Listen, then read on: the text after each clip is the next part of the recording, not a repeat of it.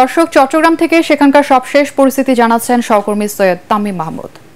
আমরা এই মুহূর্তে আছি চট্টগ্রামের নতুন ব্রিজ এলাকায়, যেখানে সকাল 10টার পর থেকে কিন্তু যে কোটা বিরোধী যে শিক্ষার্থীরা আন্দোলনকারীরা তারা কিন্তু এখানে জড়ো হতে শুরু করেছে। এবং আমরা দেখেছি এখানে জড়ো হওয়া যারা শিক্ষার্থী জড়ো হয়েছে তারা যাতে কোনো বিশৃঙ্খল পরিস্থিতি তৈরি করতে না পারে সেই জন্য কিন্তু পুলিশ প্রশাসন কিন্তু এখানে অবস্থান নিয়েছে। এবং আমরা কিছুক্ষণ আগে যেটা দেখছি যে ছাত্ররা যখন নতুন ব্রিজ এলাকায় সমস্ত গাড়ি ঘোড়া বন্ধ করে দিয়েছে, তখন কিন্তু বন্ধ করে তারা যখন নতুন ব্রিজ এলাকা অবরোধ করে যখন মোড়ের দিকে আগানোর চেষ্টা করে, তারা কিন্তু ইট পাটকেল ছুটতে থাকে। এবং পুলিশ কিন্তু তাদেরকে ছত্রভঙ্গ করার জন্য আমরা দেখেছি সাউন্ড গ্রেনেড ছুড়ে তাদেরকে ছত্রভঙ্গ করে দেয়। তবে শিক্ষার্থীরা কোনো ধরনের অ্যাম্বুলেন্স বা জরুরি যেই সব পরিবহন আছে সেগুলোকে আটকাচ্ছে না।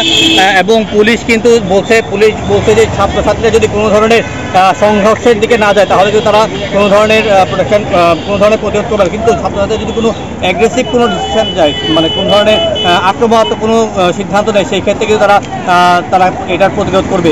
তবে আমরা এখানকার যে পুলিশের দায়িত্ব আছে তাদের কথা বলেছি, তিনি বলেছেন এখন পর্যন্ত পরিস্থিতি শান্ত আছে।